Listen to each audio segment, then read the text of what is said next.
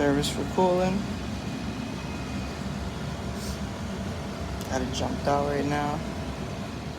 Heat looking good. Alrighty, got my gauges on already.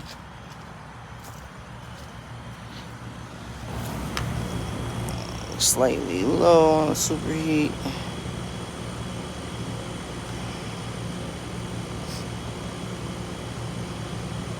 But overall, it's a little cool today, so they're not gonna mess with it.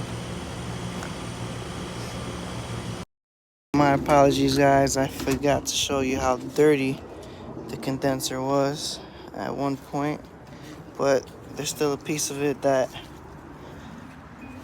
I haven't got to. So basically, the whole unit was like this. Yeah. Now it looks like this. I still gotta hit it with the hose, a little bit of water. So I'll give you guys the after effect once I'm done there, and then we'll check the levels again.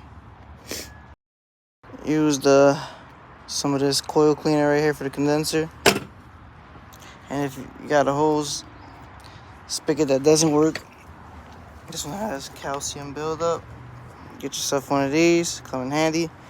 They even have battery ones that instead of pumping, you could just go right at it. They'll save your life every time.